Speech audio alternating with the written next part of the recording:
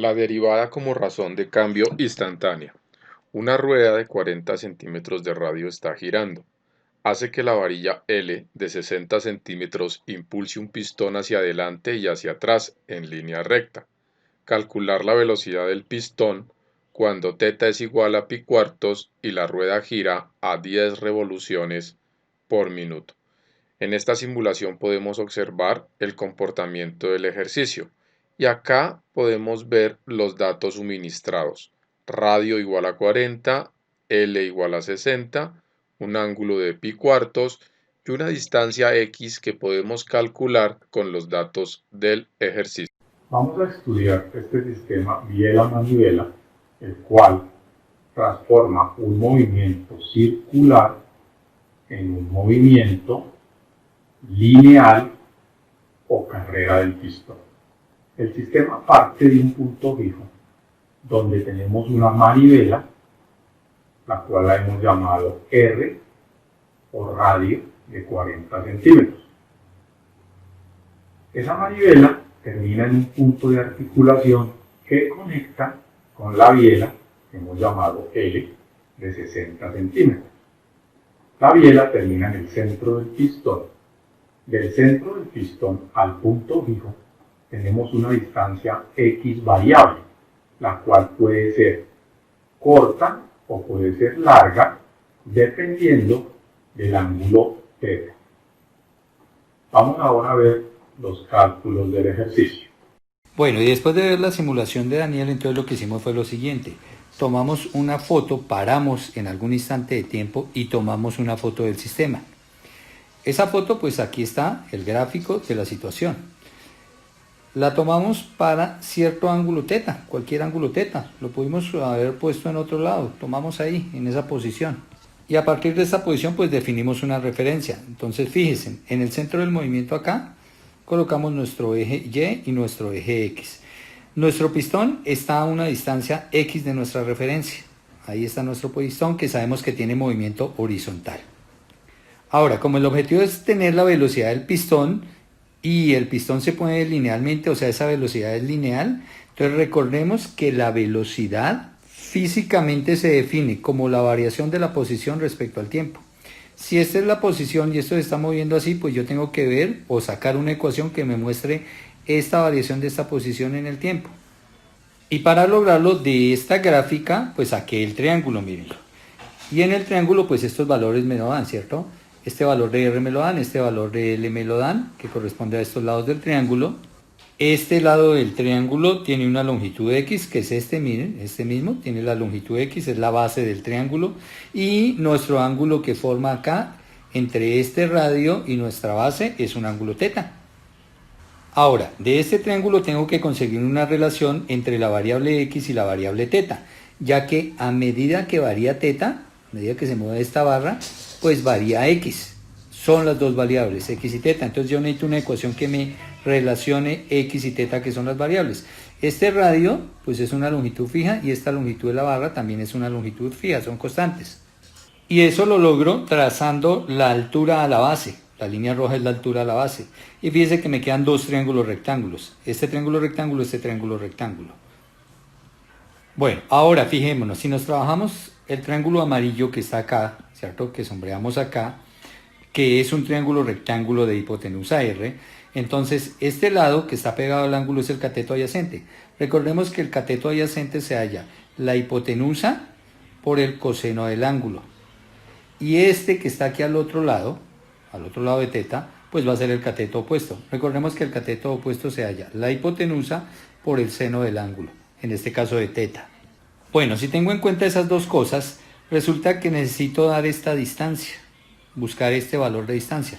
Y es sencillo, si todo mide X, ¿cierto? De acá hasta acá mide X, pero me devuelvo esta distancia R coseno de θ, entonces será que esta distancia vale X menos R coseno de θ.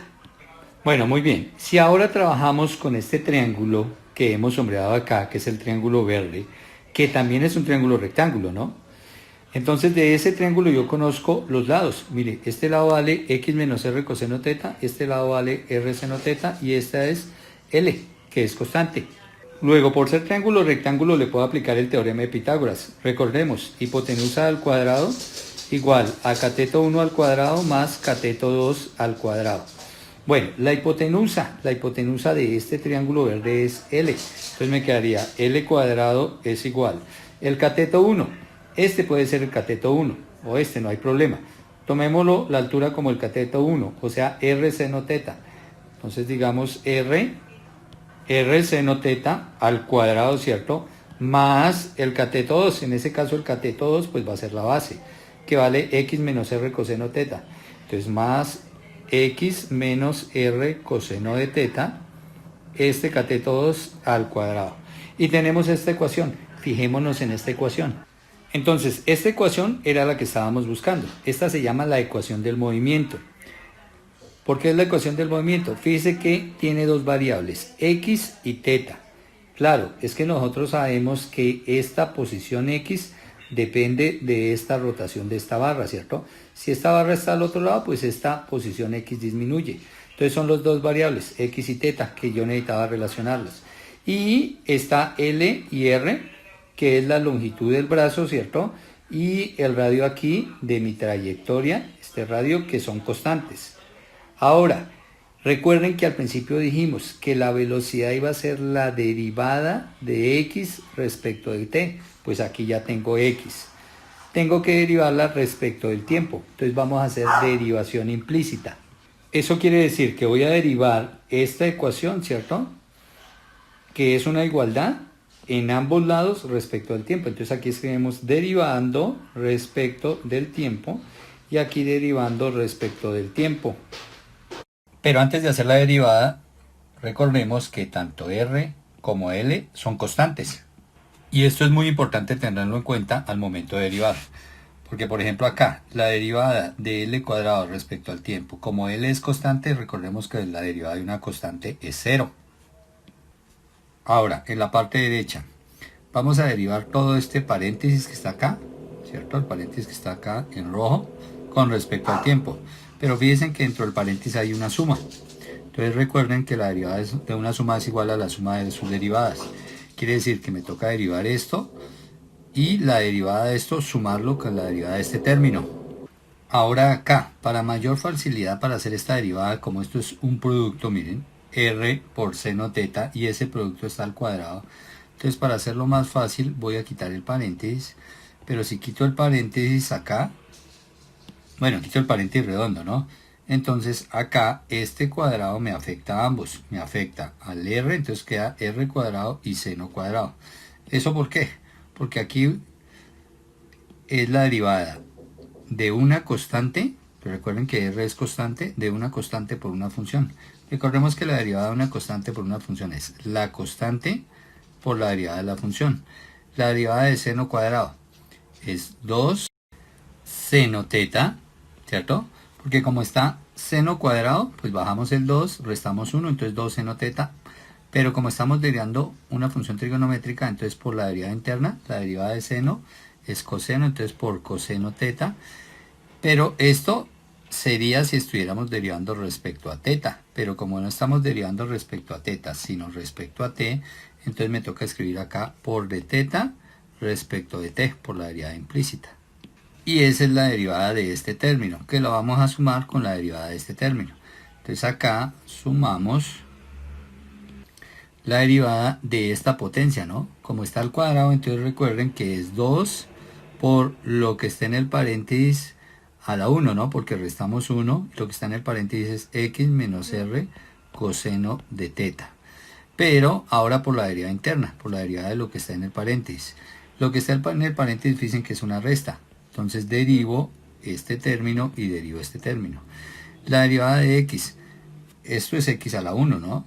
Entonces la derivada de x a la 1 es 1, ¿cierto?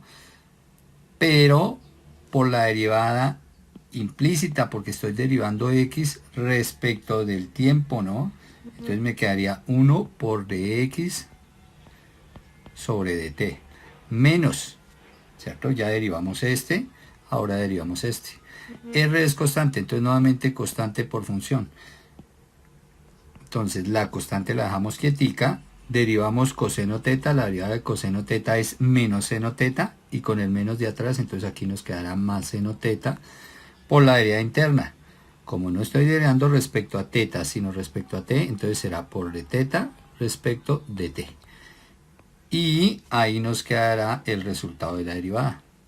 Ahora identifiquemos físicamente qué representan algunas derivadas. Entonces, por ejemplo, esta, que es la razón de cambio del ángulo respecto al tiempo. La razón de cambio es que es la rotación del ángulo, la variación de ángulo. Entonces aquí yo tengo un ángulo que está variando respecto al tiempo, ¿cierto?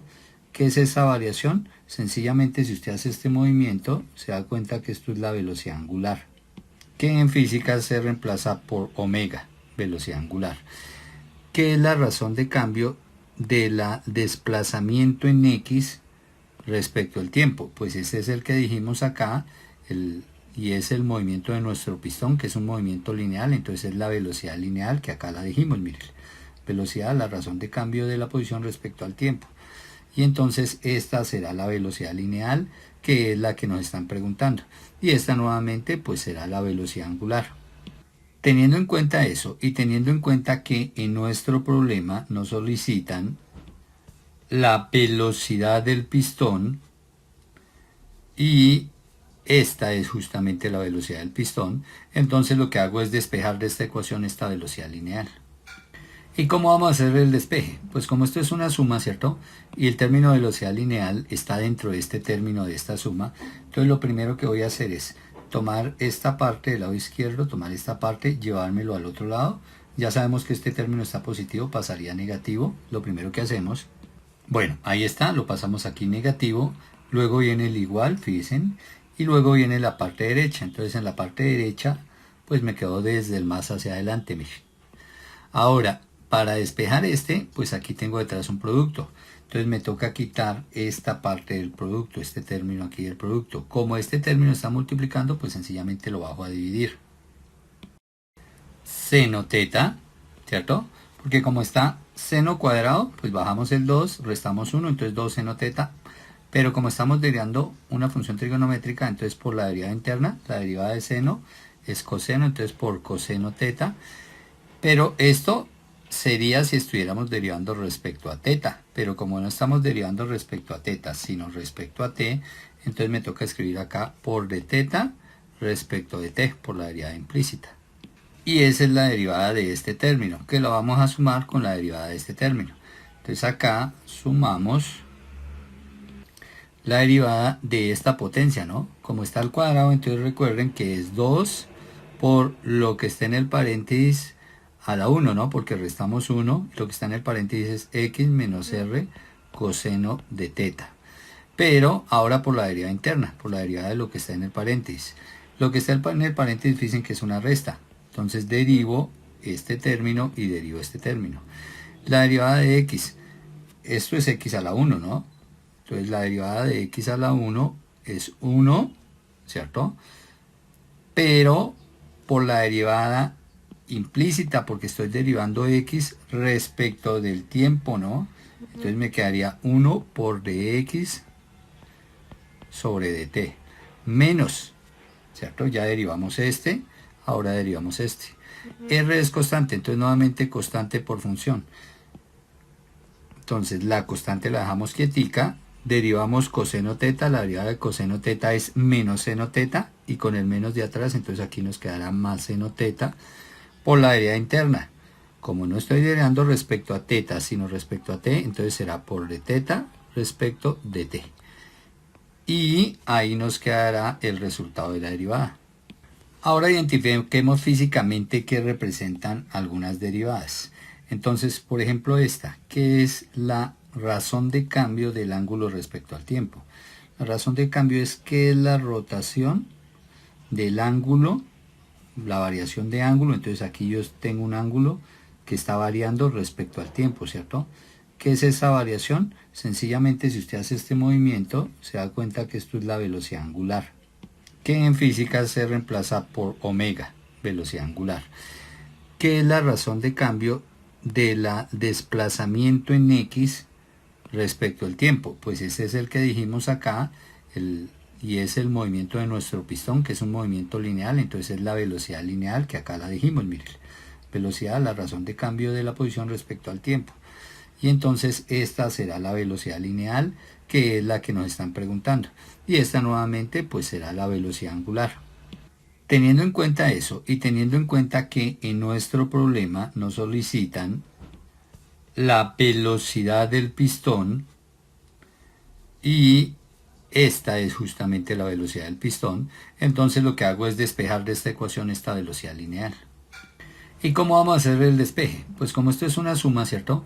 Y el término de velocidad lineal está dentro de este término de esta suma, entonces lo primero que voy a hacer es tomar esta parte del lado izquierdo, tomar esta parte, llevármelo al otro lado. Ya sabemos que este término está positivo, pasaría a negativo, lo primero que hacemos. Bueno, ahí está, lo pasamos aquí negativo, luego viene el igual, fíjense, y luego viene la parte derecha. Entonces en la parte derecha, pues me quedo desde el más hacia adelante, miren. Ahora, para despejar este, pues aquí tengo detrás un producto. Entonces me toca quitar esta parte del producto, este término aquí del producto. Como este término está multiplicando, pues sencillamente lo bajo a dividir. Bueno, y aquí está, lo hemos pasado a dividir. Pero miremos, como tiene potencia 1, pues sencillamente podemos quitar esa potencia sin ningún problema por ser potencia 1. Listo. Ahora, fíjense, acá puedo quitar este paréntesis porque no tiene nada atrás, o sea, está antepuesto de un signo más, entonces puedo quitar ese paréntesis. Finalmente ahí lo que hay es una suma. Dentro de esa suma, fíjense, este es el término que yo pretendo despejar. Entonces debo dejarlo solito, quiere decir que todo este otro término me lo voy a llevar para el otro lado. Vamos a seleccionar y lo vamos a llevar para el otro lado. ¿Y qué va a hacer? Si está sumando ahí o si está positivo acá, pues va a pasar negativo o va a pasar a restar. Eso es lo que vamos a hacer. Bueno, y ahí está, lo hemos puesto a restar y ya nos quedó despejado porque 1 por x de t es de x de t, que recuerden que es la velocidad lineal. Entonces ya está despejada aquí la velocidad lineal del pistón. Ahora miremosla con respecto al problema que nos hace falta para calcularla. Entonces acá dice, la rueda de 40 centímetros de radio. Ese es el radio, aquí está. Entonces ese dato ya no lo dan. Entonces vamos aquí a colocarlo, el radio son 40 centímetros. Está girando, hace que la varilla L de 60 centímetros, entonces fíjense, pues aquí no tenemos L por ningún lado, no hay problema. Bueno, impulse un pistón hacia adelante y hacia atrás en línea recta. Calcular la velocidad del pistón, ahí ya la tenemos, velocidad del pistón. Cuando teta, fíjense que aquí sí necesitamos teta, ¿no? Porque estamos seno teta, coseno teta, coseno teta, cuando teta igual a pi cuartos. Entonces de una vez aquí podemos, ya para solucionar el problema, decimos que teta es igual a pi cuartos, ¿cierto? Los datos, que r es igual a 40 centímetros, ¿cierto? Vamos a ver dónde aplicamos que L son 60 centímetros y nos dice que está girando a 10 revoluciones por minuto. Ojo, estas 10 revoluciones por minuto son vueltas por minutos. Este es el valor de la velocidad angular.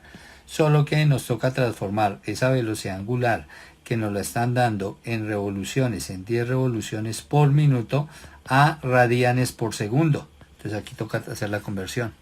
Para esa conversión recordemos que un minuto, en un minuto hay 60 segundos, ¿cierto? Y aquí ya cancelo minutos y minutos. Ahora vamos con revoluciones, entonces me tocará colocar revoluciones abajo para poder cancelar con la de arriba. Y yo sé que una revolución, esto es una revolución, ¿no? Una vuelta. Una revolución o en una revolución se avanza un ángulo de 2 pi radianes. Una vuelta es un ángulo de 2 pi radianes. Entonces cancelo revoluciones con revoluciones y aquí ya vamos a tener el valor de la velocidad angular en radianes por segundo. Y esto nos dará pi tercios radianes por segundo. Y nos da pi tercios es exactamente porque, fíjense, cancelo el 0 de acá con el 0 de acá, ¿cierto? Entonces arriba me queda 2pi y acá me va a quedar sobre 6. Mitad y mitad, entonces me queda pi tercios. Entonces acá son pi tercios radianes por segundo. Ese es el valor de velocidad angular o la velocidad angular a la cual está girando la rueda. Bueno, y esos valores van reemplazados aquí donde dice velocidad angular, velocidad angular. Entonces si vemos en la ecuación, ¿qué nos falta? Nos faltaría este x. Fíjese, lo único que nos falta para poder reemplazar y calcular la velocidad lineal es este valor de x.